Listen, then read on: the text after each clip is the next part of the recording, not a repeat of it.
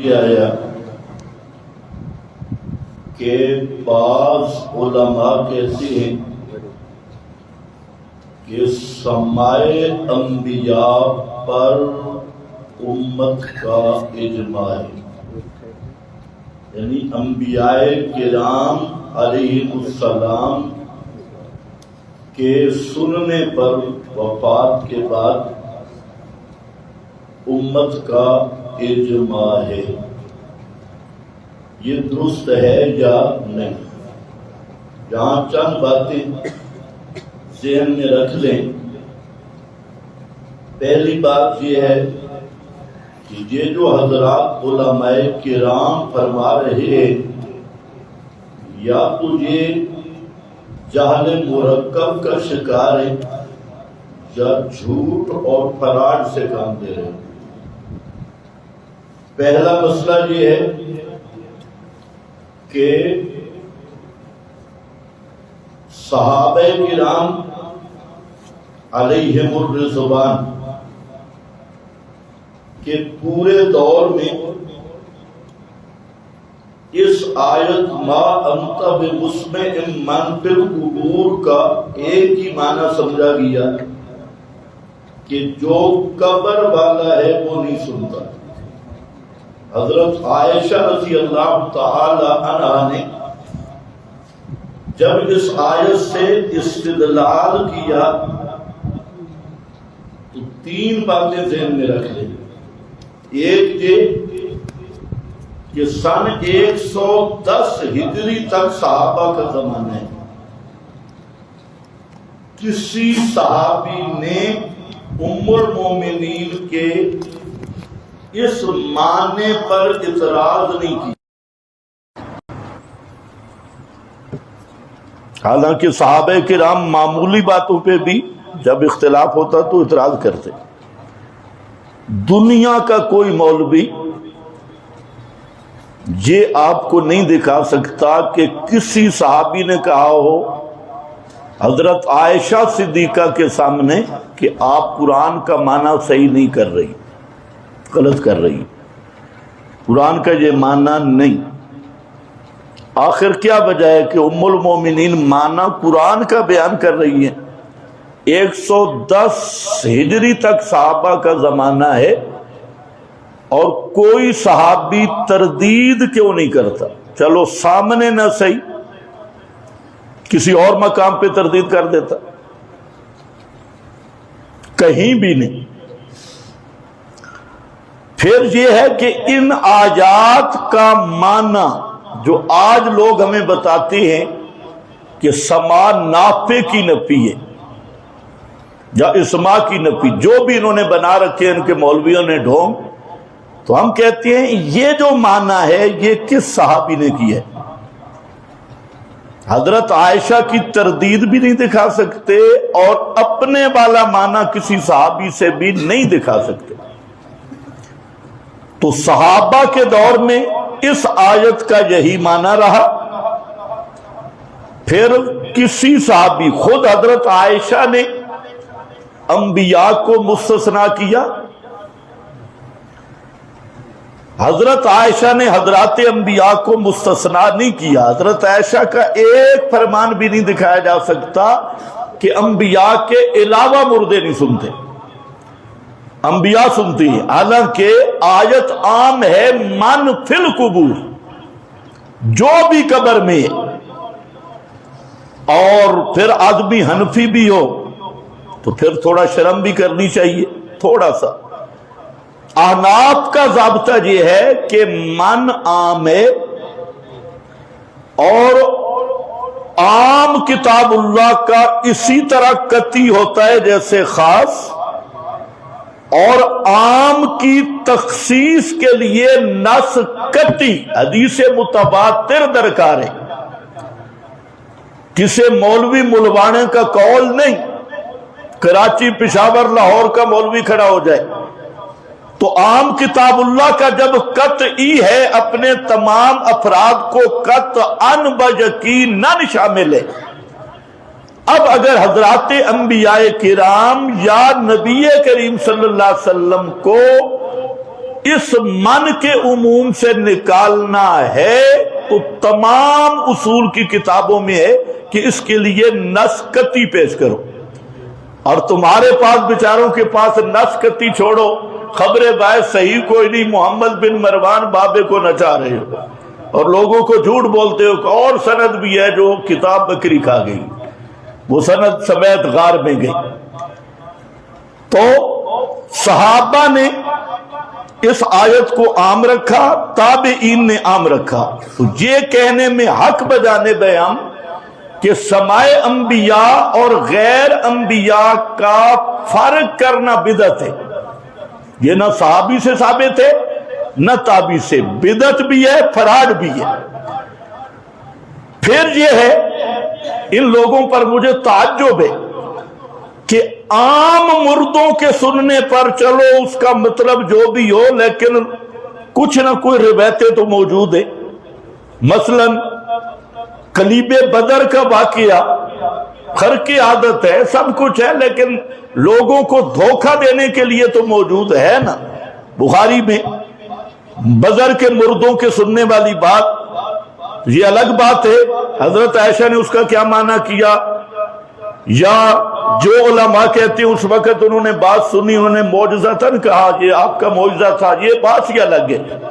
لیکن عام مردوں کے سننے پر تو بخاری میں وہ روایت موجود ہے، کرا نیال والی بھی بخاری میں موجود ہے، جس کو امام شامی نے کہا ان صح سندہ ولکن معلول لعلت تقتضی عدم ثبوتها بہی مخالفتہ للقرآن، یہ قرآن کے مخالف ہے۔ اسی پر مولویوں کے پیٹ خراب ہوئے تھے 1 سال پہلے، یہی عبارت میں نے پڑھی تھی، شامی میں رد المحتار۔ لیکن تعجب ہے کہ وہ بھی عام موت ہے، اور انبیاء کے سماع پر تو ضعیف حدیث بھی کوئی نہیں۔ یہ بات ذرا سمجھے، مولوی کو کہو کہ انبیاء عند القبور سنتے ہیں، چلو ضعیف حدیث پیش کر دے۔ یہ من صلی جو موضوع پیش کرتے ہیں یہ بھی امام الانبیاء کے بارے میں دعویٰ عام انبیاء عند القبور سنتے ہیں، تو انبیاء کرام کے عند القبور سننے پر ان کو کہو چلو ضعیف حدیث لے آؤ، اس پر ضعیف روایت بھی کوئی نہیں۔ پھر یہ کیسا اجماع ہے جو قرآن کے صریح خلاف ہے؟ اجماع کا نمبر ہے 3، پہلے قرآن ہے، پھر سنت ہے، اور پھر اجماع ہے، اور قرآن کے مقابل اجماع ہو سکتا ہی نہیں۔ ہم مولویوں کا دھوکہ آپ دیکھیں، اجماع سے ثابت ہے، چونکہ پتہ ہے نا امام احمد بن حنبل کا ایک فرمان بعض حضرات نے نقل کیا کہ ہر کذاب اور جھوٹا آدمی جب دلیل نہیں پائے گا تو کہے گا الاجماع علی ھذا، اس پہ اجماع ہے۔ تو یہ بھی ایک بہانہ، پتہ ہے قرآن میں بھی نہیں، حدیث میں بھی نہیں، قرآن اس کے خلاف ہے۔ ما انت بمسمع من فی القبور، یہ عام غیر مخصوص، اور اسی طرح انک لا تسمع الموتى، الموتى بھی عام۔ تو اب کیا ہے جی؟ اجماع ہے، اجماع۔ اچھا ہم کہتے ہیں اجماع چھوڑو، صرف ایک صحابی پیش کر دو، ایک تابعی پیش کر دو، 4 اماموں میں سے کی ایک امام پیش کر دو جو سماع انبیاء کا قائل ہو۔ کس کا قائل ہو؟ سماع انبیاء کا، بسند صحیح، ایک صحابی بسند صحیح، ایک تابعی بسند صحیح، 4 اماموں میں سے یا ان کے شاگردوں میں سے کوئی شاگرد پیش کر دو کہ جو سماع انبیاء عند القبور عادتاً مانتا ہو، جو تمہارا عقیدہ ہے، لیکن یہ قیامت آ جائے گی، گالیاں ہمیں دیں گے اور ہر قسم کے حربے کریں گے، انشاءاللہ قیامت تک ان میں ہمت نہیں کہ کوئی ایک بھی حوالہ اپنے سٹیج پہ بھی پڑھ کے سنا دے۔ اچھا صحابہ سے بھی نہیں، تابعین سے بھی نہیں، 4 اماموں میں سے بھی نہیں، تو اجماع کب ہوئے؟ یہ اجماع کہاں سے آئے؟ اور یہ بھی یاد رکھو اجماع ہوتا ہے مجتہدین امت کا، امت کے مجتہدین کا اتفاق۔ پھر اجماع کی بھی سند درکار ہے۔ اجماع کب ہوا؟ یہ علماء کتابوں میں یہ اس طرح فرادی ہیں کہ یہ کتابیں جو سمجھتے نہیں۔ آپ اصول شاشی اٹھا کے بیٹھے، نوانوار، حسامی، کوئی کتاب، کہ اجماع کا مطلب کیا ہے؟ ایک تو اجماع کے لیے شرط ہے ممات النبی، یہ کہتے ہیں حیات النبی پر اجماع ہے، نبی کی حیات میں اجماع حجت ہی نہیں۔ اجماع کی حجیت کے لیے شرط وفات النبی ہے، کیونکہ پیغمبر کریم زندہ ہوں تو آپ سے پوچھا جا سکتا ہے، تو اجماع آپ کی زندگی میں دلیل ہی نہیں، حجت ہی نہیں۔ دوسرا مسئلہ یہ ہے کہ اجماع کس کا معتبر ہوگا؟ مولویوں کا؟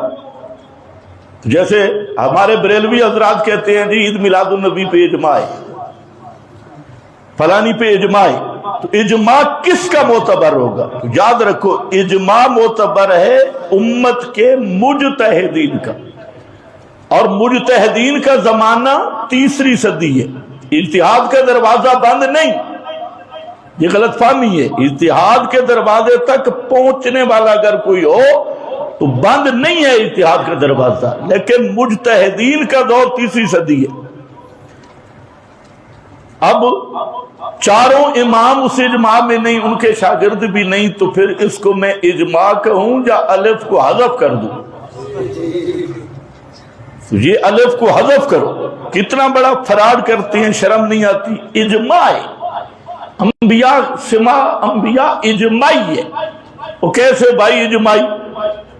اجماع کے لیے سند درکار ہے کہ کس زمانے کے مجتہدین نے کہاں پر اجماع کیا، اجمعنا علی ھذا، اور اس کی سند کیا ہے، وہ سند لائیں۔ کوئی بھی نہیں۔ کیا جی فتاوی رشیدیہ میں لکھا ہے؟ واہ واہ واہ، کیا بات ہے، فتاوی رشیدیہ میں لکھا ہے۔ فتاوی رشیدیہ میں بھی لفظ اجماع کوئی نہیں، انہوں نے خود بنایا ہے، اجماع کا کوئی لفظ نہیں۔ اور فتاوی رشیدیہ اس کو یہ خود نہیں مانتے۔